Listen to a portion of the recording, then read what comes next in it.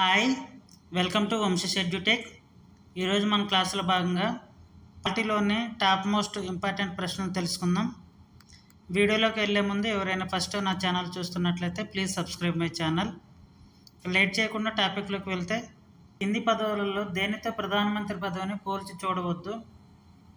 Cabinet అధిపతి అన్న ప్రధానమంత్రి, విదేశీ సంబంధాల విషయాలపై ముఖ్య ప్రతినిధి ఇది కూడా ప్రధానమంత్రి, రాజ్య అధిపతి, పార్లమెంట్ నాయకుడు కూడా ప్రధానమంత్రి, రాజ్యాధిపతి మాత్రానికి రాష్ట్రపతి.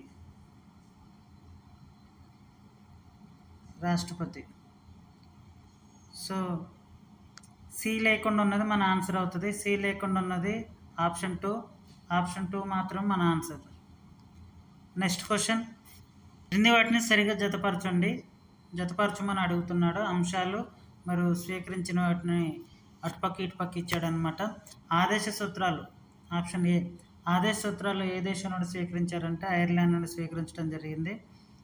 రాష్ట్రపతి అత్యవసర అధికారాలు సమైక్య వ్యవస్థ, సివిల్ సర్వీస్, యూపీసీ సర్వీసెస్, ఈ మొత్తాన్ని కూడా 1935 భారత ప్రభుత్వ చట్టం నుండి స్వీకరించడం జరిగింది.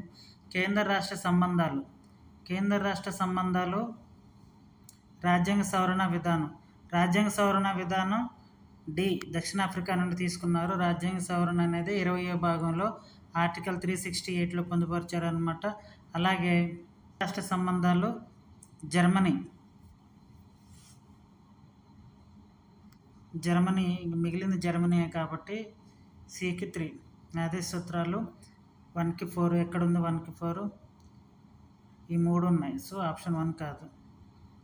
రాష్ట్రపతి అత్యవసర అధికారాలు 2, బీకి 2 ఇది కాదు. Option 2 is correct answer. మన క్వశ్చన్కి ఆప్షన్ 2 ఈజ్ కరెక్ట్ ఆన్సర్.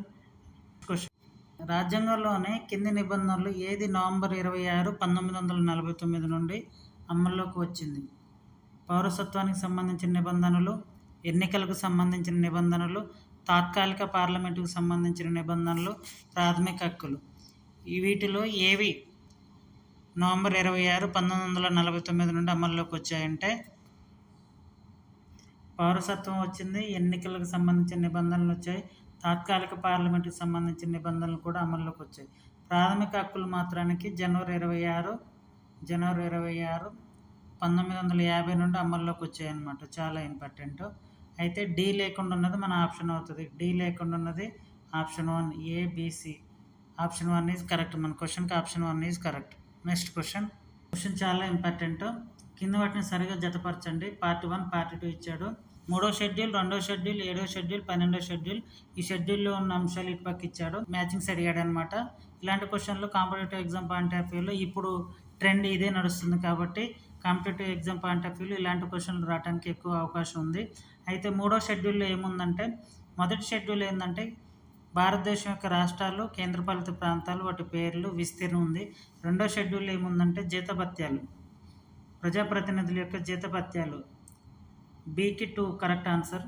అలాగే 3వ షెడ్యూల్లో ప్రమాణ స్వీకారాలు ఉన్నాయి, 2వ షెడ్యూల్లో జీతభత్యాలు ఉన్నాయి, 7వ షెడ్యూల్లో కేంద్ర రాష్ట్రాల మధ్య అధికారాల విభజన ఉంది, 7వ షెడ్యూల్లో 7 ఫర్ సెపరేషన్ లాగా గుర్తుంచుకోండి, 7 ఫర్ సెపరేషన్. అలాగే ఈ అధికారాల విభజన ఎలా జరిగిందంటే 1950 మరియు ప్రస్తుతం తీసుకుంటే 1950లో కేంద్ర ప్రభుత్వానికి ఎన్ని అధికారాలు ఉన్నాయంటే 97, ప్రస్తుతం ఎన్ని ఉన్నాయంటే 100. అలాగే రాష్ట్ర 50 మరియు ప్రస్తుతం తీసుకుంటే కేంద్ర ప్రభుత్వానికి 97, రాష్ట్ర ప్రభుత్వం ప్రస్తుతానికి 100 ఉన్నాయి. రాష్ట్ర ప్రభుత్వానికి 1950 రాజ్యాంగం అమల్లోకి వచ్చినప్పుడు రాష్ట్ర ప్రభుత్వానికి ఎన్ని అధికారాలు ఉన్నాయంటే 66 ఉన్నాయి, ప్రస్తుతం 57 ఉన్నాయి. ఉమ్మడి జాబితాలు ఎన్ని ఉన్నాయంటే రాజ్యాంగం అమల్లోకి వచ్చినప్పుడు 47 ఉన్నాయి, ప్రస్తుతం ఎన్ని ఉన్నాయంటే 52 ఉన్నాయి. ఈ అధికారాల విభజన అనేది 7వ షెడ్యూల్లో పొందుపరిచారనమాట. చాలా ఇంపార్టెంట్. మన క్వశ్చన్కి ఆన్సర్ ఏంటంటే 3వ షెడ్యూల్ ప్రమాణ స్వీకారాలు, 2వ షెడ్యూల్ జీతభత్యాలు. ఏకి 1 ఉన్నది, బీకి 2 ఉన్నది చూడాలి. ఏకి 1 ఉంది, బీకి 3 ఉంది. ఇది కాదు. ఏకి 1 ఉంది, బీకి 2 ఉంది. ఇది అయ్యే ఛాన్స్ ఉంది, ఇది కూడా అయ్యే ఛాన్స్ ఉంది. 7వ షెడ్యూల్ సికి 3 ఉండాలి. మన క్వశ్చన్కి కరెక్ట్ ఆన్సర్ ఏంటంటే ఆప్షన్ 2 ఈజ్ కరెక్ట్. 7వ షెడ్యూల్ అధికారాల విభజన ఉంది. 12వ షెడ్యూల్లో నగరపాలన ఉంది. నెక్స్ట్ క్వశ్చన్ చాలా ఇంపార్టెంట్. ఈ క్వశ్చన్ కూడా కింది వాటిని సరిగా జతపరచండి అని ఇచ్చాడు. విషయ నిర్ణాయక కమిటీలు మరియు చైర్మన్లు రాజ్యాంగ పరిషత్తులోని వివిధ కమిటీలు మరియు వాటి చైర్మన్లు ఇచ్చాడనమాట. రాజ్యాంగ ముసాయిదా కమిటీ చైర్మన్, ప్రాథమిక హక్కుల సబ్ కమిటీ, జాతీయ పతాక తాత్కాలిక కమిటీ, రాష్ట్ర రాజ్యాంగ విధాన కమిటీ. అన్నిటిని సరైన ఆన్సర్లతో జతపరచాలి. రాజ్యాంగ ముసాయిదా కమిటీ చైర్మన్ ఎవరంటే బిఆర్ అంబేద్కర్. ప్రాథమిక హక్కుల సబ్ కమిటీ చైర్మన్ ఎవరంటే జేబీ కృపాలని. అదే ప్రాథమిక హక్కుల కమిటీ చైర్మన్ ఎవరంటే సర్దార్ వల్లభాయ్ పటేల్ అవుతారు. ఈ రెండింటి మధ్య తేడాను మనం గుర్తుంచుకోవాలి. ప్రాథమిక హక్కుల సబ్ కమిటీ చైర్మన్ ఎవరంటే జేబీ కృపాలని. ప్రాథమిక హక్కుల కమిటీ చైర్మన్ ఎవరంటే సర్దార్ వల్లభాయ్ పటేల్. అలాగే జాతీయ పతాక తాత్కాలిక కమిటీ చైర్మన్ ఎవరంటే బాబు రాజేంద్ర ప్రసాద్. అలాగే రాష్ట్ర రాజ్యాంగ విధాన కమిటీ చైర్మన్ ఎవరంటే సర్దార్ వల్లభాయ్ పటేల్. ఏకి 1, బికి 2, సికి 3, డికి 4. Option 2 is correct. మన క్వశ్చన్కి option 2 is correct. Next question చాలా ఇంపార్టెంట్ క్వశ్చన్ ఇది కూడా. భారత రాజ్యాంగ పీఠికకు సంబంధించి కింది వివరాలను పరిశీలించండి అని అడిగాడు. ఆప్షన్ ఏ లక్ష్యాలు ఆశయాలు తీర్మానంపై భారత రాజ్యాంగ పీఠిక ఆధారపడి ఉంది. బి భారత రాజ్యాంగ పీఠిక ప్రకారం రాజ్యాంగం తన అధికారాన్ని భారత ప్రజల నుండి గ్రహిస్తుంది. ఈ రెండు ఆప్షన్లలో ఏవేవి సరైనవి అనేది గుర్తించమని అడిగాడు. ఆప్షన్ 1 లక్ష్యాలు ఆశయాల తీర్మానంపై భారత రాజ్యాంగ పీఠిక ఆధారపడి ఉంది. ఎస్, భారత రాజ్యాంగ పీఠిక లక్ష్యాలు ఆశయాలు తీర్మానంపై ఆధారపడి ఉందన్నమాట. ఈ తీర్మానాన్ని 1946 డిసెంబర్ 13న జవహర్లాల్ నెహ్రూ రాజ్యాంగ పరిషత్తులో ప్రవేశపెట్టాడు. రాజ్యాంగ పరిషత్ సభలో ప్రవేశపెట్టాడు. ఇది 1947 జనవరి 22న ఆమోదం పొందిందన్నమాట. దీన్ని జవహర్లాల్ నెహ్రూ 1946 డిసెంబర్ 13న రాజ్యాంగ పరిషత్తులో ప్రవేశపెడితే 1947 జనవరి 22న రాజ్యాంగ పరిషత్ లక్ష్యాలు ఆశయాల తీర్మానం అనే ఈ రాజ్యాంగ పీఠికను ఆమోదించిందనమాట. చాలా ఇంపార్టెంట్.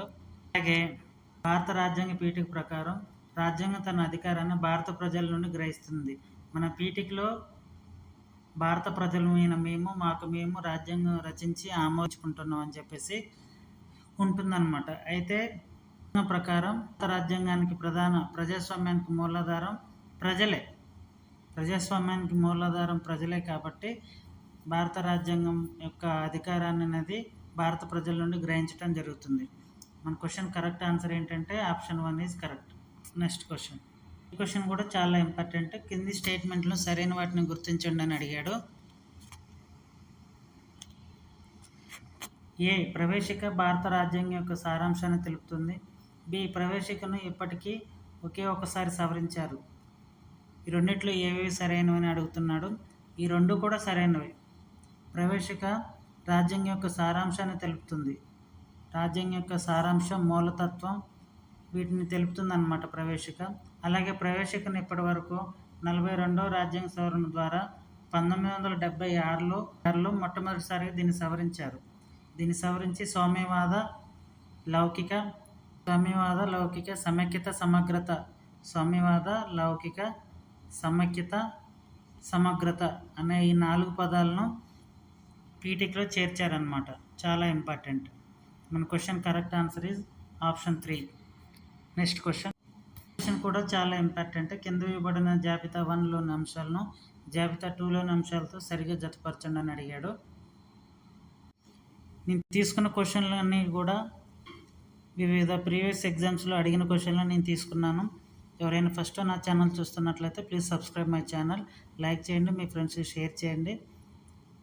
ఏ రాజ్యసభ సభ్యుని పదవీకాలం, బి లోక్సభ సభ్యుని పదవీకాలం, సి రాజ్యసభ కాల పరిమితి, డి హైకోర్టు న్యాయమూర్తుల పదవీకాలం, ఈ సుప్రీంకోర్టు న్యాయమూర్తుల పదవీకాలం.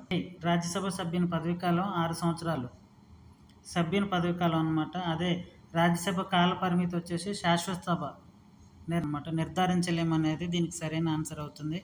ఎందుకంటే రాజ్యసభ అనేది శాశ్వత సభ.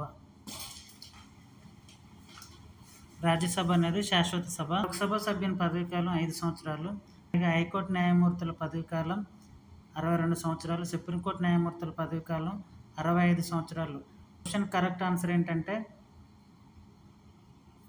ఏకి 2 ఉన్నది మన క్వశ్చన్ కరెక్ట్ ఆన్సర్ అవుతుంది. ఏకి 2 ఇది ఒకటి ఉంది కాబట్టి ఇది option 4 is correct answer. Next question important క్వశ్చన్సే నేను తీసుకోవటం జరిగింది, ఎవరు స్కిప్ చేయకుండా కొంచెం చూడండి. జాతీయ అత్యవసర పరిస్థితి, రాష్ట్రపతి పాలన, ఆర్థిక అత్యవసర పరిస్థితి, వీటిని సరిగా జతపరచమని ఇటుపక్క పరిస్థితులు మరియు ఇటుపక్క ఆర్టికల్స్ ఇచ్చారు. ఈ అత్యవసర పరిస్థితులు అనేవి మనం 1935 భారత ప్రభుత్వ చట్టం నుండి స్వీకరించడం జరిగింది. అలాగే ఈ అత్యవసర పరిస్థితులు అనేవి భారత రాజ్యాంగంలో 18వ భాగంలో ఉన్నాయన్నమాట. 18వ భాగంలో ఆర్టికల్ 352 నుండి ఆర్టికల్ 360 వరకు ఉన్నాయన్నమాట. ఆర్టికల్ 352 నుండి ఆర్టికల్ 360 వరకు ఉన్నాయి. జాతీయ అత్యవసర పరిస్థితి గురించి తెలిపే ఆర్టికల్ ఏంటంటే ఆర్టికల్ 352, రాష్ట్రపతి పాలన ఆర్టికల్ 356, ఆర్థిక అత్యవసర పరిస్థితి ఆర్టికల్ 360. ఈ 3 చాలా ఇంపార్టెంట్ మనకి. ఇవి 18వ భాగంలో ఉన్నాయి భారత రాజ్యాంగంలో. క్వశ్చన్ కరెక్ట్ ఆన్సర్ ఏంటంటే 3 ఉండాలి. ఏకి 3 ఇది ఒకటి ఉంది కాబట్టి option 2 is correct. Next question, కింద ఇవ్వబడ్డ జాబితా 1లోని అంశాలను జాబితా 2లోని అంశాలతో సరిగా జతపరచండి. చాలా ఇంపార్టెంట్ ఈ క్వశ్చన్ కూడా. భారతీయ కేసు, గోలక్నాథ్ కేసు, బ్యాంకుల జాతీయకరణ, 25వ రాజ్యాంగ సవరణ ముఖ్యమైన అంశాలు మరియు వాటి జాబితా 2 పక్క ఇచ్చారు. వీటిని ఒక్కో దాని గురించి మనం పూర్తిగా డిస్కస్ చేసుకుందాం. కేశవానంద భారతీయ కేసులో ఏం చెప్పిందంటే రాజ్యాంగం యొక్క మౌలిక స్వరూపాన్ని సుప్రీంకోర్టు వివరించిందనమాట. కేశవానంద భారతీయ కేసు 1973 చాలా ఇంపార్టెంట్ అనమాట. కేశవానంద భారతీయ కేసు 1950. గోలక్నాథ్ వర్సెస్ మద్రాస్ రాష్ట్రం కేసులో సుప్రీంకోర్టు ఏమని తీర్పు ఇచ్చిందంటే ప్రాథమిక హక్కులు అత్యంత పవిత్రమైనవని, వాటిని మార్చరాదని చెప్పి సుప్రీంకోర్టు స్టేట్మెంట్ ఇచ్చిందనమాట. అలాగే బ్యాంకుల జాతీయకరణ అనేది హజారీ కమిటీ సూచనల మేరకు మొట్టమొదటిసారిగా 1969లో 14 బ్యాంకులను జాతీయం చేశారనమాట ఇందిరాగాంధీ గవర్నమెంట్లో. సో సికి బి నష్టపరిహారం మార్కెట్ విలువ ప్రకారం చెల్లించాలి. అలాగే 25వ రాజ్యాంగ సవరణ దేని గురించి తెలుపుతుందంటే పార్లమెంట్ యొక్క సార్వభౌమాధికారం గురించి తెలుపుతుంది. 5వ రాజ్యాంగ సవరణ పార్లమెంట్ యొక్క సార్వభౌమాధికారం గురించి తెలుపుతుంది. మన క్వశ్చన్కి కరెక్ట్ ఆన్సర్ ఏంటంటే option 2 is correct. Next question చాలా ఇంపార్టెంట్. క్రింది వాటిలో పేర్కొన్న స్టేట్మెంట్లను గమనించము. ఆప్షన్ ఏ, ప్రారంభంలో 7 ప్రాథమిక హక్కులు గలవు. అలాగే బి, 44వ రాజ్యాంగ సవరణ 1978లో ఆస్తి హక్కును ప్రాథమిక హక్కుల జాబితా నుండి తొలగించడంతో 6 ప్రాథమిక హక్కులు కలవు. ప్రస్తుతం 6 ప్రాథమిక హక్కులు కలవు. వీటి గురించి మనం తెలుసుకుందాం. మౌలిక రాజ్యాంగం అమల్లోకి వచ్చినప్పుడు మొత్తం 7 ప్రాథమిక హక్కులు కలవు అనమాట. అయితే ఆస్తి హక్కు గురించి తెలిపే ప్రాథమిక హక్కు ఆర్టికల్ ఏంటంటే ఆర్టికల్ 31 ఆస్తి హక్కు గురించి తెలుపుతుంది. ఈ ఆస్తి హక్కుని 1978లో 44వ రాజ్యాంగ సవరణ ద్వారా ప్రాథమిక హక్కుల జాబితా నుండి తొలగించి 12వ భాగంలో 300Aకి చేర్చారనమాట. 12వ భాగంలో 300Aకి చేర్చారు. ప్రస్తుతం ఆస్తి హక్కు చట్టబద్ధ హక్కు మాత్రమే, రాజ్యాంగబద్ధ హక్కు కాదు. చాలా ఇంపార్టెంట్.